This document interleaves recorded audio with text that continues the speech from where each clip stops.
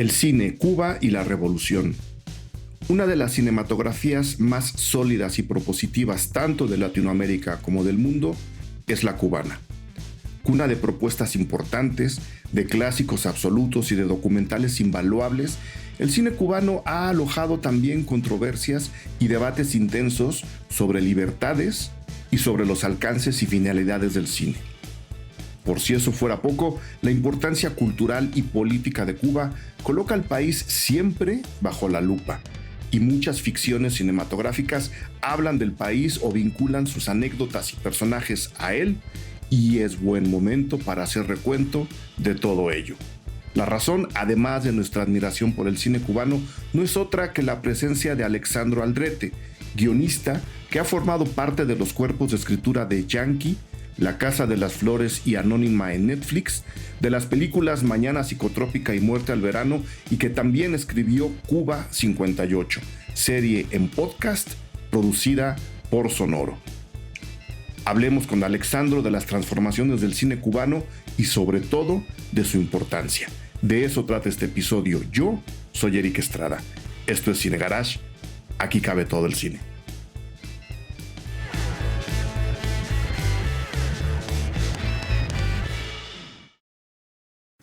Alexandro Aldrete, mil gracias por aceptar esta plática en los micrófonos Cine Garage. Bienvenido, sábete incluido, ¿no? Estamos aquí en un podcast libre y democrático, entonces nos da mucho gusto tenerte como invitado. Pues antes que nada, con el pretexto del podcast Cuba 58. Entonces, mil gracias por estar aquí con nosotros. No, bueno, gracias por recibirme y un gusto estar aquí cotorreando. Muy bien, pues vamos a cotorrear de Cuba 58. Primero, ¿de qué va el podcast? ¿Cómo arranca la idea? Cuéntanos tantito para que la gente tenga un poco identificado el trabajo depositado allá y hacia dónde se enfocó, Alexandro. Sí, hace yo creo que como un año y medio, yo estaba haciendo otro proyecto para Sonoro, Muerte Súbita se llama, y me hablaron, me propusieron esta idea de esta historia. Ellos ya tenían algo más o menos pues ahí desarrollado, una hojita de cómo veían esta historia que era verídica, sobre una carrera de autos en La Habana justo antes como del estallido de la Revolución Cubana, ¿no? Una carrera de autos que era un gran evento para el régimen de Batista, un evento donde iba todo el mundo, había prensa, había el ojo del mundo puesto sobre La Habana en esos días. Y justo, pues un poco lo que pasa ahora con la Fórmula 1 en general, ajá, ¿no? Que es como un foco de atracción para mil cosas. Sí, y en ese momento los rebeldes, liderados por Fidel Castro, secuestran a uno de los pilotos argentino y se lo llevan y piden rescate como una manera de protesta, ¿no? Entonces, esa era como la premisa de la historia en un inicio, y a partir de ahí fue como, bueno, ¿qué hacemos con esto? Y cómo lo convertimos en una historia ya no recuerdo cuántos episodios eran, pero cómo contamos esto y qué sí decidimos contar, ¿no? Ok, ¿y qué decidieron contar? Porque viniendo todo de un hecho real, centrados en un evento fundamental para la segunda mitad del siglo XX, como es el triunfo de la Revolución Cubana y las transformaciones que luego tuvo la propia revolución, pues no sé cómo centraron el ojo o el foco, porque teniendo algo tan a donde se puede aproximar algo, a alguien de tantos ángulos como es en sí la historia, pero en este caso el estallido y el triunfo de la Revolución Cubana, había que centrarse en algo muy peculiar. No sé cuál fue esa decisión. Pues sí, o sea, lo primero que pasó fue que yo pensé que era comedia, ¿no? En un inicio se me hizo muy gracioso que... es que da para una comedia, perdón. Sí, sí, no, claro, o sea, se me hizo como, está buenísimo porque pues, está Batista y llegan estos como, digamos, menos que delincuentes, o sea, unos mosquitos en la mente de Batista, y le arruinan su evento con este secuestro, Ujú. ¿no? Y un poco por ahí comenzó la onda. Lo que pasa es que luego realmente el personaje de Fangio, que es el piloto que secuestran, se fue convirtiendo en el protagonista más que los secuestradores. Y un poco, pues la decisión fue centrarnos en el secuestro, porque realmente el big picture realmente no había manera como de abarcarlo por completo. Pero si nos quedábamos con ellos, nada más en el secuestro en sí, con los dos guerrilleros que lo secuestran, que se llaman Tete y Gorrión, que es un Ujú. chico y chica, y eh, con lo poco que supiéramos de la operación de rescate, entre comillas, por parte del gobierno cubano y sus problemas tratando como de desviar la atención, o de tratando de ocultar un poco lo que estaba pasando, o de resolver rápido Ujú. antes de meterse en más Ujú. problemas. Ahí sí se sintió como más fácil de abarcar como la anécdota, y de darnos la libertad también de no necesariamente contar un documental, ¿no? Porque luego también eso es Claro. un tema. Mucho de lo que está ahí está investigado y sí es parte, digamos, de lo que parece que pasó. Pero ya estando a puertas Ujú. cerradas, pues es un poco, te da una licencia de construir lo que creo que es de donde nosotros nos agarramos más a la hora ya de contar esta historia, que es la evolución de Fangio, ¿no? Fangio, Ujú. ahí sí que desconozco qué tan cerca estoy del personaje real, pero por lo menos como lo planteamos acá, eh, Fangio es un individuo que está muy seguro de lo que cree y de lo que piensa respecto a todo, porque es un campeón y porque todo el Ujú. mundo le echa porras y trae lana y básicamente, Vive en otro mundo, en pocas ajá, y va a palabras, ¿no? ganar, ¿no? Es un ganador, ¿no? Es un ganador Ujú. en el sentido mucho más clásico de la palabra. Entonces tiene opiniones respecto a lo que significa una rebelión y como protestar contra el gobierno y así.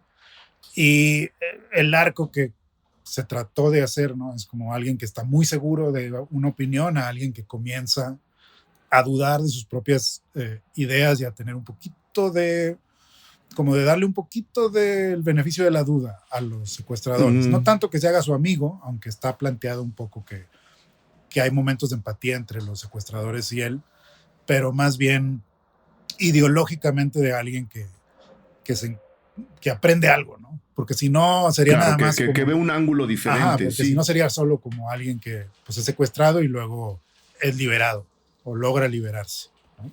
Sí, acaba, en lugar de hacer una película que podría protagonizar Mel Gibson, que sería eso, ¿no? Rescatar al secuestrado, hay que darle un cambio interesante, no solo al personaje, sino a la propia historia que estás contando. Me llama la atención que decías, sí investigamos, pero hay otras cosas que hay que suponer. Y bueno, ahora vamos al lado de la investigación, pero ¿hay material hemerográfico sobre este hecho? O sea, ¿qué decían los periódicos? Porque, a ver, la Revolución Cubana triunfa el 1 de enero del 59, pero viene de bastante tiempo atrás, o sea, el 26 de julio y todo aquello, y los periódicos estaban hablando de eso. Entonces, no sé el secuestro en un país tan raro como era Cuba en los años 50, cómo se trataba y si ese material existe, cómo llegaron a él, si es que llegaron a él. Pues así como hemerográfico, no. Lo que hay como Ok. crónicas por ahí en internet. Tampoco fue una investigación muy exhaustiva, porque en realidad la anécdota daba como para construir por mi lado Por sí esa sola, parte, sí. porque en realidad yo lo que veía era más bien como, claro, en Cuba lo van a tratar de encubrir el asunto, la prensa es totalmente controlada por el gobierno de Batista. Eh, Ujú. Hay una cosa que sucede en el podcast, que es como hay un locutor de radio que está constantemente como dando updates de lo que está pasando, y se usó ese recurso como para, no nada más para contar cosas y como poner al público en lo que, o sea, como darle al público la información que Ujú. necesita, sino también para poner enfrente como el control que ejercía los medios sobre la historia dentro de Cuba. Fuera de Cuba no Ujú. sucede en el podcast, lo que tenemos es que Estados Unidos, pues como que se le levanta la ceja, ¿no? Como de qué onda, qué está pasando, y tratan de meterse a controlar la situación, y hay una resistencia en un inicio, pues muy normal, Claro. ¿no? Estados Unidos siempre cuando puede va y interviene. Entonces, Ujú. realmente lo que había era más información sobre Fangio en sí, o sea, como, o por lo menos lo que se buscó para entender mejor al personaje y tratar de construirlo alrededor de esta idea de, bueno, si él va a ser el que está ahí con ellos, pues de qué van a hablar y como Claro. qué conversaciones podrían tener un piloto argentino con unos morros ahí de la sierra de Cuba, porque ni siquiera eran chavos de La Habana, eran todavía el movimiento todavía estaba en la sierra. Ciertamente tiene razón que el 26 de julio ya había ocurrido, y se condensa un poco el timeline de eso aquí para que justo esto provoque eh, pues esa última porra para que arranque ahora sí ya la revolución. De hecho, Fidel Ujú. era un personaje en un inicio, Fidel Castro, eh, y poco a poco se fue desdibujando, como que no tenía mucho sentido que él Claro. interviniera todavía, porque él estaba ya en la sierra planeando el ataque máximo, Ujú. y lo que estábamos nosotros viviendo o narrando era Era algo pues un diferente. escondite en un lugar ahí en La Habana, quién sabe dónde, como unos güeyes ahí solos, incomunicados, y eso le daba también pues, más emoción, creo, al relato, el no estar seguros ellos de qué onda con el movimiento por fuera, qué está pasando afuera de lo que están pasando con ellos. Claro, que era un poco además la sensación de La Habana misma, ¿no? Pues quién sabe qué está pasando en la sierra, ¿no? Entonces ahí está, creo que el punto interesante del podcast. Y luego, pues no sé cuál sea también tu vínculo con el cine cubano, con las producciones audiovisuales cubanas, porque Cuba, y lo decía yo, lo digo yo en la entrada de este podcast, tiene un peso cultural gigantesco en Latinoamérica. Evidentemente eso le da un peso histórico y geográficamente tiene un peso geográfico brutal. Es un país central, fundamental para la historia del continente y en consecuencia del mundo. Y eso hace que la manera como se le ve a través del cine, como lo hemos retratado o como se le ha querido representar, pues tenga muchísimas manifestaciones, ¿no? Desde lo ultra documental hasta ficciones realmente disparatadas. No sé qué tanta era tu conexión con Cuba, no de manera personal o histórica, que estamos felices de escucharlo, sino a través de estas películas. Si tú tengas algunos retratos favoritos sobre La Habana, sobre Cuba, sobre lo que ha ocurrido antes y después de la revolución que te gustara comentar en este podcast, que nos estamos centrando justo en eso a propósito de Cuba 58. Pues en realidad, y es una referencia que me ha servido varias veces, Uh justo -huh. hablando de Cuba, porque cuando eres más como, bueno, más morro, más chico, como que hay un retrato de Cuba que está en el cine, que es el retrato que Cuba se hace de sí misma en las Uh películas -huh. cubanas, o el retrato que hace el cine gringo eh, de Cuba, generalmente desde Miami, ¿no? No tanto como dentro de Cuba, sino desde Miami. Pero la película que a mí me ayudó mucho a entender como qué estaba pasando, aunque es una película que no es documental, Uh -huh. 100%, es la de Soy Cuba, la rusa. Uh Este, -huh.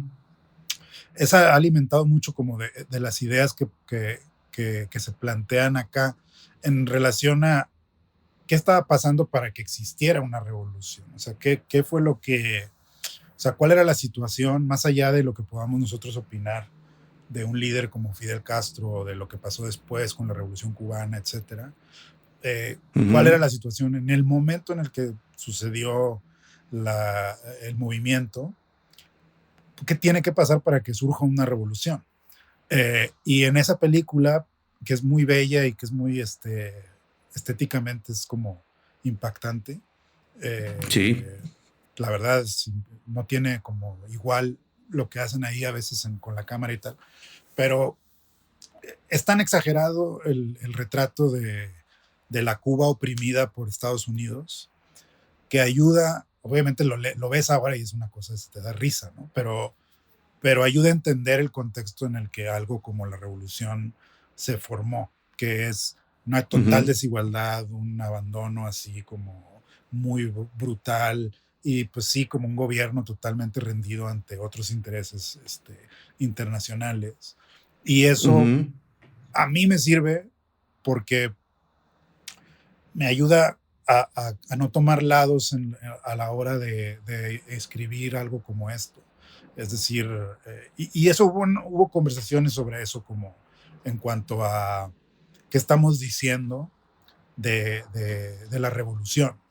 Y Ujú, no lo tengo, ya pasó tiempo, ¿eh? Esto se escribió hace como un año y medio, pero lo tengo más o menos claro que en algún punto había como un final más como de Fangio siendo más como condenatorio al final de su odisea, o más burlón, o ujú. más como, de, como que los descartaba un poco a la revolución, como diciendo así como X, ¿no? O sea, como Ujú. agitadores. Eh, y eso yo lo peleé un poco porque para mí entonces el personaje no aprendía nada ni cambiaba nada, porque eso es lo que él pudiera haber dicho desde el principio de la serie. Claro. Entonces, el que tuviera una opinión más mesurada, no tampoco que se volviera Sí, socialista. que no agarrara el rifle y se subiera a la sierra, ¿no? Sí, no, no era danza con lobos, Sí, no. pero por lo menos que sí hubiera un poco más de mesura. Y fue un ir y venir un poco como de hasta dónde podemos realmente llevar que sea realista que un personaje como el que está al principio llegue Ujú, a ese switch en algún punto. Y creo que al introducir estos ejemplos de Soy Cuba dentro de la narrativa de acá, cuando vamos con los ujú. campesinos y un poco se cuentan, Teteo, uno de los dos chavos, cuenta un par de cosas como para darle voz a esa parte y que no sea nada más como unos locos ahí secuestrando y queriendo, Claro, pues nada, arruinar un evento internacional, sino que se entendiera un poco de dónde viene esta necesidad. O sea, hasta donde yo sé, Fangio nunca fue a ningún campo de ningún escondite de guerrilleros en la selva, pero acá ujú, hay una secuencia así, un poco para entrar en ese mundo y retratarlo claro. desde la óptica de él, ¿no? Darnos una vista. Y es interesante, ¿no? Que hayan tomado como contrarreferencia, como dicen, como para que Fangio no se quede con su propio punto de vista, que hasta cierto punto habría parecido incluso propaganda, ¿no? Propaganda en contra de la revolución. Pudo haberse caído así si se hubieran quedado con eso. Para encontrar el punto medio es más interesante que por lo menos tú hayas tenido la referencia de Soy Cuba, una película que se hace en el 64, es decir, con el ICAIC recién fundado. El ICAIC, para la gente que nos escucha, pues es uno de los principales institutos que la revolución y por orden directa de Fidel Castro funda una vez que consiguen sacar a Batista del país. Es el Instituto Cubano de Arte e Industria Cinematográfica. Con lo que decía yo hace rato, en las transformaciones de la revolución se va acercando cada vez más a la Unión Soviética en colaboración con la Unión Soviética de esos años, que ya habían aceptado, ejercitado y fortalecido el músculo de su cine para su propia propaganda. La Revolución Soviética es una de las primeras que entiende el poder discursivo del cine. Se hace en colaboración la película Soy Cuba, dirigida por Mikhail Kalatozov, un clásico absoluto, ¿no? Un despliegue visual y audiovisual realmente alucinante, pero, como dices, Alexandro, vista incluso desde estos años, pero vista ya desde el siglo XXI, es un ejercicio de propaganda brutal, ¿no? De, a ver, la revolución tiene un origen que es la explotación del pueblo cubano, y lo vamos a contar aquí en un pequeño mosaico para que vean de dónde viene la revolución, y ya luego, este, Vamos a ver cómo lo encaminamos. Esta primera etapa del ICAIC y de las producciones que se van haciendo, ya sea en colaboración o de forma interna en Cuba, pues estaban enfocadas justo a reforzar y reafirmar las historias de la prerrevolución y todo lo que había ocurrido en la revolución, una especie de serie, ¿no?, en sí misma, para decirle a la gente cómo había operado Fidel y su gente para poder liberar a Cuba de las garras de Fulgencio Batista. Una película completamente recomendable. Antes se podía ver en YouTube, ¿no? Luego los rusos la bajaron. Justo poquito antes de la guerra empezaron a bajar cosas de YouTube los rusos. Eso es un fenómeno que habría que investigar, Alexandro. Yo tengo otra película que hace más o menos lo mismo que acabas de decir, ¿no? Exagerar un poco, obviar, le vamos a llamar, la situación del pueblo cubano previo a la revolución, y que viene de Hollywood, y eso se me hace un fenómeno bien interesante, porque sin que Francis Ford Coppola sea una persona abiertamente de izquierdas, no es de derechas tampoco, ¿no?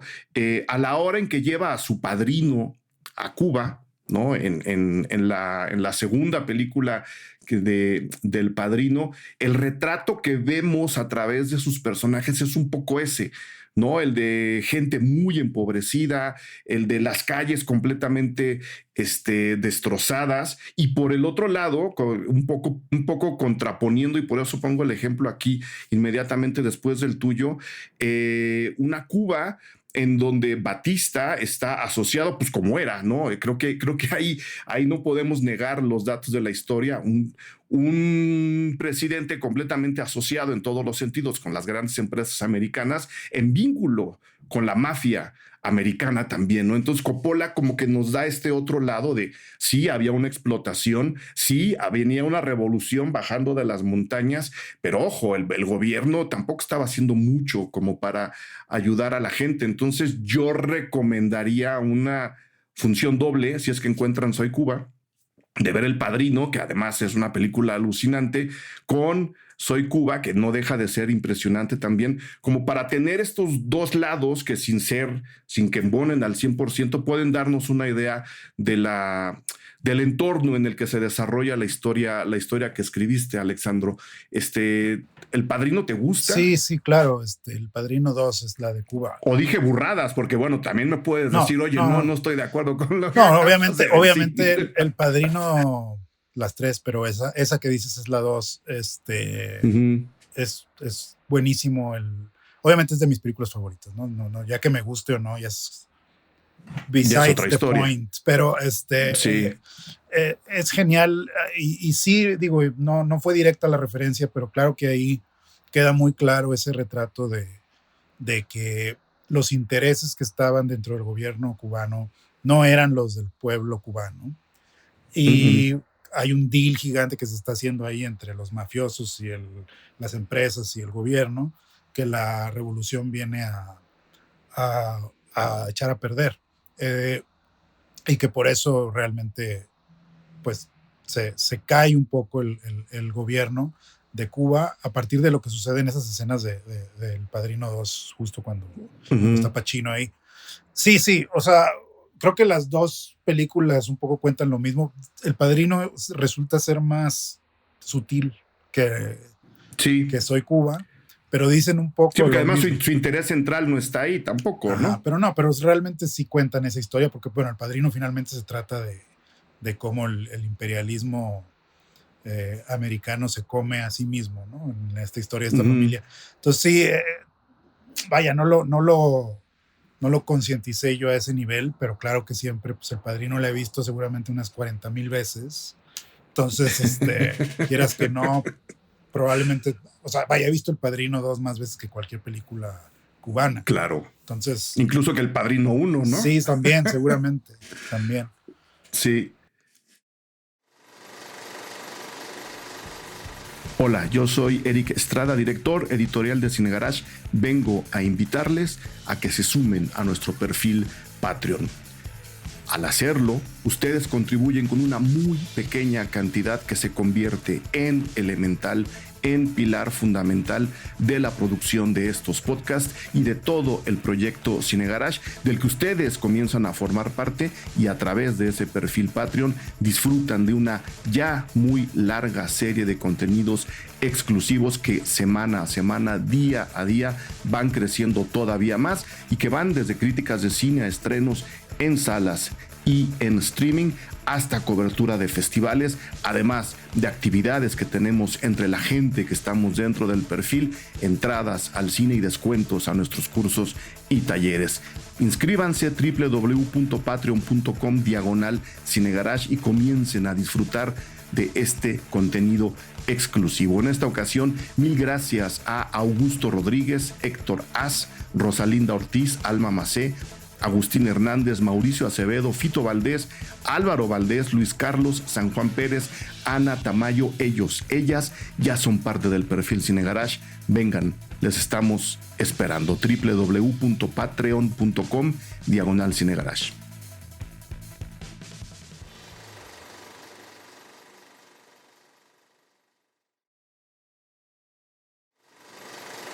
¿Se enteraron del nuevo curso de apreciación cinematográfica que se imparte en Cine Garage?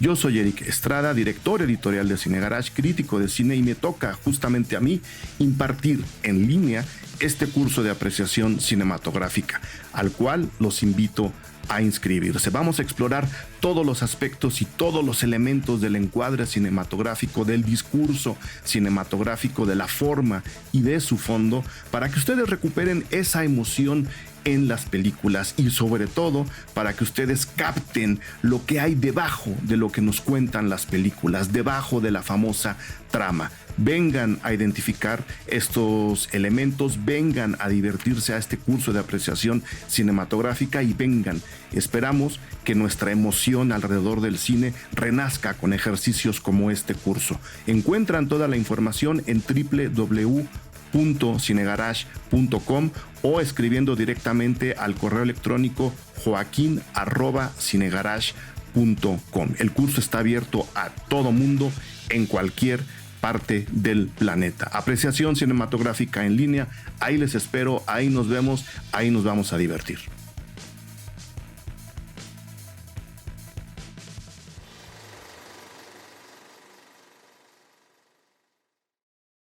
¿Tienes otra película cubana sobre Cuba que te guste o que te gustaría comentar? No realmente, o sea, no estoy tan versado.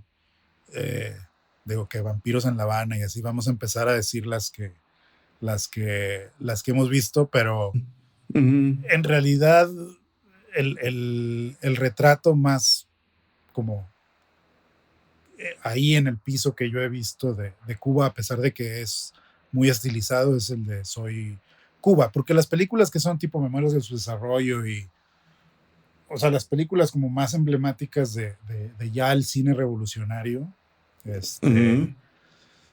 pues el tema es que tratan de otras cosas. O sea, en realidad, ya más bien es otro tipo de problemáticas. Ya no están. Memorias de su desarrollo es como una película de alguien que ya pasó por ahí y ya vivió la revolución y ya está viviendo como la post-revolución, que eso es algo que yo un poco abogaba de cuando había estas discusiones de qué onda con Fangio, por qué ahora es amigo de los secuestradores. Yo decía, bueno, uno es que sí se hace amigo, en la historia verídica sí termina con una onda como medio de buena onda con ellos, y lo otro es que ahora en el 2020, 21, 22, hasta 2010 si quieres, 2000 si quieres, hay otra perspectiva sobre la revolución y Fidel Castro de la que había en 1965. Entonces, ahora mismo nosotros podemos desacreditar ese movimiento con muchas cosas que pasaron en Cuba después, pero en los 60 todavía no pasaba eso. O sea, no existía todavía las consecuencias a largo plazo del movimiento. Entonces, para mí era como muy problemático hablar mal de la revolución cubana en ese contexto. Que el personaje, o sea, que el personaje tuviera ese punto de vista ya del presente, decir, no, es que el capitalismo, o así, ¿no? Es que lo que funciona es esto y tal, ni siquiera siendo ese personaje, o sea, ni siquiera siendo un fan Ujú. yo súper enamorado del capitalismo como a veces hay gente, ni siquiera en ese molde tendría sentido que tuviera ese tipo de como de opiniones Ujú. en el momento en el que está ubicada la historia. Pues ahí Claro, estaba pasando. Entonces, todavía ni empezaba la revolución propiamente. Entonces, todavía había chance de tener una fe, una esperanza en el futuro de eso, sin la contaminación de lo que nosotros ahora sabemos que puede o no uno estar de acuerdo, pero vaya, que el criterio no podría ser así como si claro. estuviéramos ahorita en el presente, ¿no? Claro, y por eso yo hace rato decía, hay que tener en cuenta que, pues, como todos los procesos históricos y más las guerras civiles, pues la Revolución Cubana se fue transformando, o sea, no llegó como terminó. El enfoque tanto político como económico que tuvo en los últimos años de vida de Fidel Castro para centrar la revolución en esa parte nada más, ¿no? Porque para mucha gente todavía sigue, para mucha gente no ha terminado. Si nos centramos solo en Fidel, de entrada, no era el mismo Fidel cuando inició la revolución, cuando salen de Veracruz, que el que entró a La Habana. Entonces, si eso lo alargamos a los años, podemos detectar una transformación interesante, ¿no? Porque nos va contando la historia del mundo en general. Pero ahora que mencionas Memorias del Subdesarrollo, yo sí le diría a la gente que nos escucha que si quieren entender parte de esa transformación de la revolución, vean justo el cine de Tomás Gutiérrez Alea, que es el director de Memorias del Subdesarrollo, uno de los directores más críticos hacia la postura estatal y que más pelearon desde su propia trinchera por la autonomía del ICAIC. Yo lo decía hace rato, se funda el instituto, este, el Instituto Cubano de Arte e Industria Cinematográfica, y se funda justo para eso, ¿no? Para acabar de consolidar la ideología de la Revolución Cubana, que luego evidentemente se transforma. Gutiérrez Alea fue uno de los personajes que estuvieron involucrados en el instituto desde un principio, pero que no por eso dejó de tener una visión crítica sobre la conducción del cine y en consecuencia sobre la revolución misma, ¿no? Y Memorias del Subdesarrollo es una película bastante crítica hacia el sistema, que viene después de una película que a mí me parece realmente alucinante también, que es La muerte de un burócrata, ¿no? Es una dupla de películas que nos hacen ver lo que no está bien después de la revolución desde un punto de vista muy callejero, muy de la gente que está caminando las calles de Cuba. Y a mí me gusta mucho una posición que el propio Gutiérrez Alea tuvo con respecto de lo que estaba criticando, cómo lo estaba criticando y cómo el régimen responde tratando de callarlo y de hacerle un lado. Él decía, si no hay autocrítica a la revolución de parte de la gente de Cuba, en este caso de la gente que hacemos el cine de Cuba, esa crítica va a llegar de fuera. Y esa crítica desde fuera no va a estar fundada y puede ser mucho más peligrosa que la que hacemos aquí adentro. Y en consecuencia, sus películas se convierten en una especie de mapa. Evidentemente, para entender al cine cubano, es un director hasta cierto punto prolífico y también las transformaciones de la Revolución Cubana.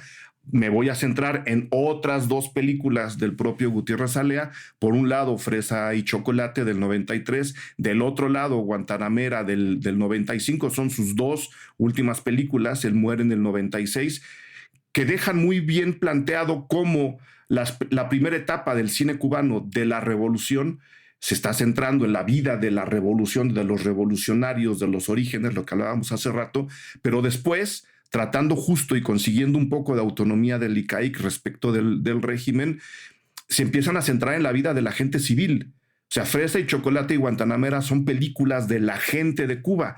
Están bastante más alejados del discurso propagandístico. Y a mí seguir la carrera, mira, hasta se me eriza la piel, seguir la carrera de alguien como él viendo sus películas en orden cronológico, creo que nos puede dar un muy buen retrato de Cuba en sí, de las transformaciones y las dificultades que han tenido porque no han terminado, primero, por un régimen que no es completamente democrático y por el otro lado, por un bloqueo que tampoco permite que florezca algo mucho más diferente a lo que tienen ahora. Están la gente civil, por eso me centro en Guantanamera y en Fresa y Chocolate, vive en medio de esta contradicción de estos dos polos que tienen arrinconada a la población. No sé si a ti te guste Fresa y Chocolate o Guantanamera o no, porque también te puede no gustar, ¿no? No, sí, claro, pues son justo las que he visto de las 4 que mencionaste, son las 4 películas que he visto de Gutiérrez Alea. De hecho, no he visto otras. Fresa y Chocolate y Guantanamera pues, las vi, yo creo que en mi adolescencia. Fresa y Chocolate la vi después otra vez. La muerte de un burócrata probablemente la vi después de ver Fresa y Chocolate, una vez que ya conocía Fresa y Chocolate, como que me llamó la atención. Y Memorias de su desarrollo, esa sí la he visto varias veces, siempre vuelve, es como muy emblemática. Yo creo que es la más famosa de sus películas, y justo siempre, o sea, me gustan mucho, justamente eso es a lo que me refería con que necesitaba yo para esta historia, una referencia que tratara con el pasado más que con el post-revolución. Claro. Porque esa desilusión ya estaba en Memorias del Subdesarrollo. O sea, como que ya la efervescencia de viva la revolución, no sé qué, ya, eso ya no existe en esas películas. Entonces es justo el momento en el que nosotros teníamos esta historia, pues es un poco antes, cuando eso todavía ni siquiera es una posibilidad, ¿no? Aquí claro. apenas van a, pero claro que el cine de Gutiérrez Alea pues está menos difundido de lo que debería en el panorama actual. Yo a veces, o sea, por ejemplo, no sé en Filming Latino, no sé cómo anden, pero Criterion Channel, por ejemplo, que trato como de ver cosas ahí yo de repente, no están. O sea, eso sí estoy seguro que no están, y no hay mucho cine latino en general, cubano, de nadie ahí. Ahí no. Ahí no, yo les voy a decir dónde. En las tiendas de DVD de la calle de 5 de Mayo, ahí están.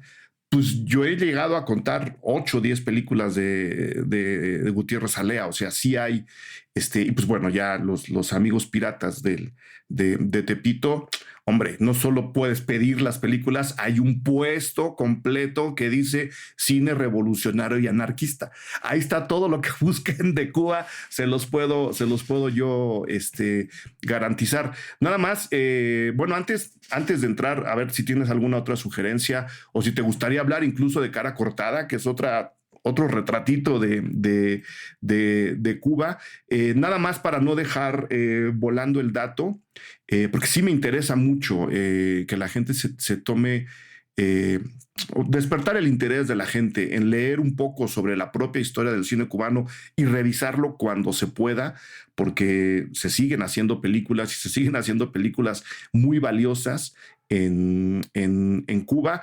Un documental que desató un poco estos debates, ¿no? Sobre qué tanto debe controlar el Estado la manufactura de sus películas e incluso de los documentales, y qué tanto la tiene que dejar ir. Antes de Memorias del Subdesarrollo, por eso mencionaba yo la importancia y la lucha de Gutiérrez Alea, hubo un documental que no sé si has visto, que se llama PM. Estamos hablando, insisto, del 61, de Sabá Cabrera Infante y Orlando Jiménez Leal, que no era otra cosa, para que vean luego cómo las tentaciones del poder pueden llegar muy lejos, no era otra cosa que mostrar a la gente del campo cubano pasarse una buena tarde después de trabajar, ¿no? En los salones donde se servía ron, se bailaba, se divertían, ¿no? Por eso se llama PM el documental. Y lo que los controladores de la cultura revolucionaria vieron ahí fue una actitud demasiado burguesa, Esas fueron sus argumentaciones, ¿no? No están trabajando, se están divirtiendo, están tomando una actitud que no viene a favor de la revolución, ¿no? Y censuraron no solo a los directores, sino al documental, y por mucho tiempo se empezó también una persecución y una vigilancia muy férrea sobre lo que se iba a contar en el cine, siendo PM en un documental, que luego desata el otro debate que acaba haciendo un poco más autónomo al ICAI, que es una historia bien interesante que yo sí les recomendaría seguir. Para la gente que es Patreon de Cine Garage, les voy a dejar aquí unas ligas a un par de textos, un par de libros que enlistan esta transformación, que se centran, por supuesto, en la figura del ICAIC, para que tengan un poco más de información de nombres, para revisar las películas. Un punto nada más que me gustaría resaltar: el ICAIC, siendo lo que fue, que ya les conté, pues sí, es una especie de respuesta desde el cine, desde los discursos del cine, hacia la hegemonía que Hollywood tenía en ese momento en la cultura cinematográfica de Cuba. Pero hay un par de renglones a la hora de hacer, digamos, el racional, le voy a llamar así, del ICAIC, en la que también dicen, nos tenemos que sacudir, sí, toda esta hegemonía de Estados Unidos, pero también la de México. O sea, el cine mexicano también era muy pesado en esos años, y la idea era decir, sacar a la propia cultura cubana desde la cultura cubana, en este caso a través del cine. O sea, el cine mexicano también les pesaba, y eso se me hace algo bien, bien peculiar. ¿Alguna otra película, Alexandro, opinión de las burradas que acabo de decir? Yo, primero, a ver, me voy por partes de lo que acabas de decir, porque es un tema que me interesa también.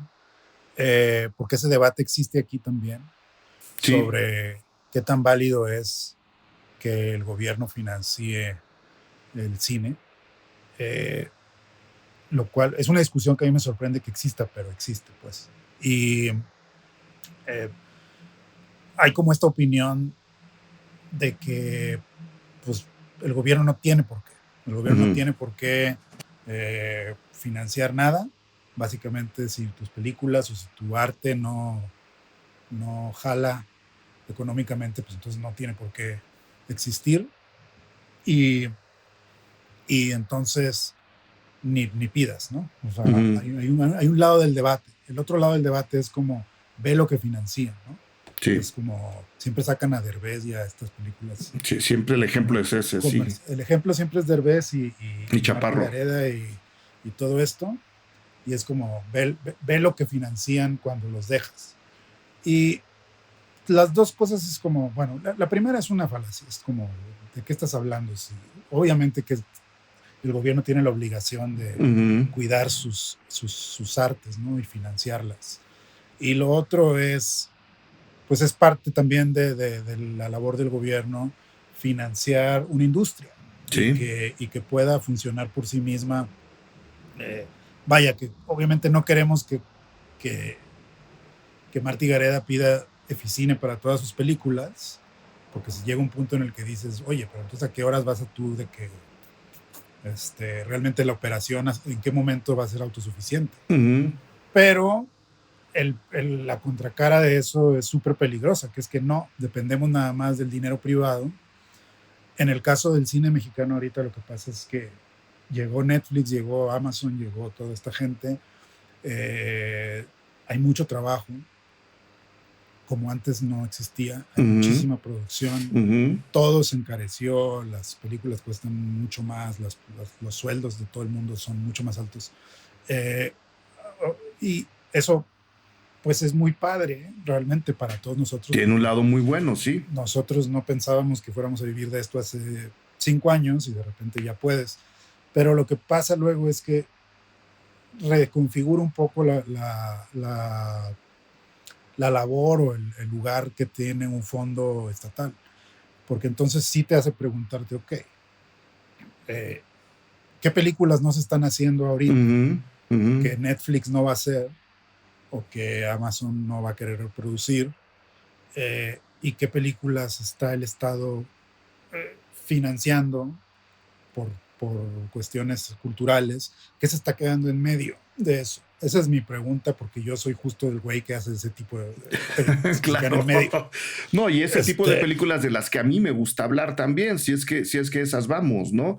Y es un poco lo que decía yo del ICAIC. Si no hablamos nosotros de esto, nadie más lo va a hacer. Entonces sí, se necesita que el Estado meta dinero y fomente la cultura, en este caso la cinematográfica, pero también es necesaria cierta autonomía para que tampoco nos digan que no podemos contar, porque lo que no podemos contar o no queremos contar ya lo está dando el capital de un lado. Ellos están contando las historias que saben que les van a redituar y que van a poder vender en 2 meses para luego hacer otras probablemente muy parecidas. El Estado tiene que fomentar justo esa parte de en medio para que nosotros podamos contar eso otro que los demás no quieren contar. Y es un paralelismo súper obvio con el cine mexicano. Para que no nos pase lo que pasa en Estados Unidos. Sí. Que es como una industria gigantesca y es muy saludable y tiene muchas cosas pasando.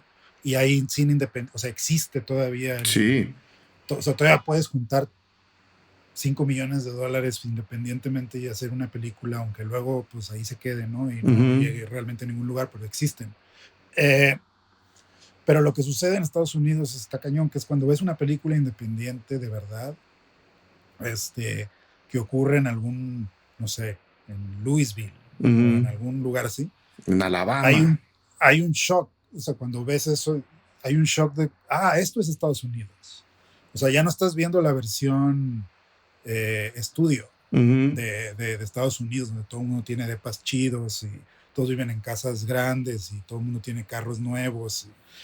Y el barrio es de cierta forma, o sea, como que cuando te lo muestran como realmente es, hay algo muy valioso que te hace como entender por qué vale la pena tener estas alternativas de financiamiento estatales, porque esas películas siempre tienen el museo de no sé qué, unos fondos ahí que existen, que son bien poquitos, para que existan estas películas que son casi de hechas en la calle, pero sirven un montón porque es el testimonio del país como realmente es. Sociológicamente tienen no solo un interés, sino una propuesta, ¿no? No, y eso se queda en la memoria, o sea, de nada te sirve que la memoria cinematográfica sea toda de Amazon, toda de Netflix, porque es completamente, esas decisiones no tienen nada que ver con mostrar la realidad o con mostrar el país como es una cosa muy rara. Lo digo desde donde yo he trabajado, es como la estética no obedece a nada más que a ciertas fórmulas raras que ellos tienen y que uno tiene que adaptarse a ellas, pero no es lo mismo que agarrar la cámara y salir a la calle y filmar algo como que muestre como realmente es el país. Y en ese sentido, sí se pierde la memoria de lo que es donde vives cuando no existen estas opciones. Y en el caso de México, ese es el valor, digamos, de que exista una estructura, un aparato de financiamiento como lo tenemos. Claro. Es imperfecto, yo sé. Como todo en la vida, ¿no? A mí nunca me lo han dado, entonces es imperfecto. Sí, no. Pero a pesar de eso, es súper valioso que exista porque, o sea, y la discusión de si debe o no debe el gobierno poner dinero para esas cosas es como ni siquiera debería de No, claro, tenerse. Por supuesto que debe. Mientras sea autónomo, como dices, o sea, mientras no sea que el papá está detrás de ti diciéndote qué temas el gobierno de México debe de... Como si están los grandes estudios, por ejemplo, ellos sí están atrás de ti diciéndote hasta aquí, ¿no? Exactamente. Si no estuviera ahí así... yo creo que ahí vale mucho la pena como esta discusión que es ongoing, que siempre va a seguir, y que pues sí, pues a veces no está chido ver que el dinero de los impuestos se fue a tal película, que la ves y dices, neta, no puede ser, pero para que exista la otra cara de la moneda, tenemos que tener ese hermano incómodo ahí arriba haciendo de las suyas. Que acaba siendo también un retrato a su manera de ese otro México, menos, de nuevo, con menos interés sociológico, pero una vez más, nos corresponde a nosotros como público apoyar un sistema que tenga esos dos lados, ver esos dos lados, evaluar esos dos lados y decidir qué tipo de cine queremos en el futuro. Pero para eso hay que primero tener los dos lados y luego verlos. Ir al cine a ver tanto lo que nos está dando Derbez como lo que nos están dando cineastas que pueden ser más interesantes en un sentido, pero que tampoco están haciendo un retrato completamente redondo. Tenemos que tratar de abarcar como público todo lo posible para ir decidiendo qué cine queremos en el futuro. Y ahora nomás falta distribución. O sea, sí, ya entrando en el pantallas, tema, distribución y exhibición. Lo que luego en otros países funciona muy bien, que sí existe el mercado, porque el mercado es fomentado desde el mismo gobierno, y hay una cosa saludable de entradas de boletos vendidos, porque la gente tiene la opción y los cines tienen el control sobre ellos de no nada más poner el gran éxito, sí. 80,000 salas, aunque no haya nadie en las salas, y que si no, o sea, que si no agarras, para mí lo que sé que sucede es como, bueno, te doy Mario Bros. Porque es la película de ahora, sí. Te doy Mario Bros, pero agarra estas 3 otras películas que nadie quiere ver, de Bruce Willis, en sus últimas andadas, y estas de Straight to Video, ponlas en el cine. Si quieres Mario Bros, si no me llevo Mario Bros a la otra cadena. Entonces, eso nos quita a nosotros le digo yo como si yo tuviera ahorita la peli, pero quita el espacio. Sí, sí. A la película mexicana o a la película no normal, la película rara. O una cubana o una holandesa, ¿no? O una española. Quítale esa pantalla. Y creo que ahí la estructura del cine cubano tiene un acierto. Hasta donde sé, sí hay una garantía de presencia del cine cubano en las salas cubanas, ¿no? O sea, sí está protegido ese espacio, y su cine, proporcionalmente hablando, respecto a lo que vemos de Estados Unidos, es 20 veces más interesante. Entonces, yo invitaría a la gente a ver más cine cubano. Repito, a los Patreons les voy a dejar aquí una lista de películas. Normalmente llega el cine cubano a muestras, a festivales. Hay que verlo. Creo que más allá de la cercanía cultural, que es gigantesca entre México y Cuba, que es además equivalente a la geográfica, un vuelo entre la Ciudad de México y La Habana dura menos de 2 horas, creo que voltear a esa otra parte del continente, en particular a la isla cubana, creo que nos beneficia a todos. Entonces, Alexandro, mil gracias por esta plática. ¿Algo más que quieras agregar sobre la serie, sobre ti, con dónde te puede encontrar la gente? ¿Tienes redes sociales? Sí, pero no me busquen ahí. Okay. La serie, pues ojalá la disfruten, y mis trabajos, pues creo que, no me acuerdo, La Muñeca Tetona creo que está en Filmin, y Mañana Psicotrópica ya no sé, ya no me acuerdo dónde Mañana está. Psicotrópica, ahorita te digo dónde está, porque a mí esa no es por nada, me gustó bastante. Ya no me acuerdo qué pasó. O sea, sí hubo ahí algo, pero ya no me acuerdo. Y pues Muerte al Verano está en Amazon, que yo la escribí. Entonces, pues ahí pueden ver algo de mi trabajo, y pues ojalá lo disfruten. Muy bien, lo disfrutaremos de nuevo. Alexandro, mil gracias por la plática. Mucha suerte en lo que venga, y aquí está Cine Garage para lo que necesites. Órale, muchas gracias. Bye. Nos vemos. Gracias por escuchar Cine Garage. Si nos escuchas en Apple Podcast, regálanos una reseña para que más gente descubra este podcast. Suscríbete a Cine Garage siguiéndonos donde sea que escuches este programa para enterarte de nuestros próximos episodios. Cine Garage es parte de Sonoro. Ingresa a sonoromedia.com para escuchar más de los podcasts que aquí se producen. Este episodio fue producido por Brenda Bulnes-Meni, Fernando Santamaría. Agradecimientos especiales a Paco de Pablo y Héctor Fernández Mosqueda.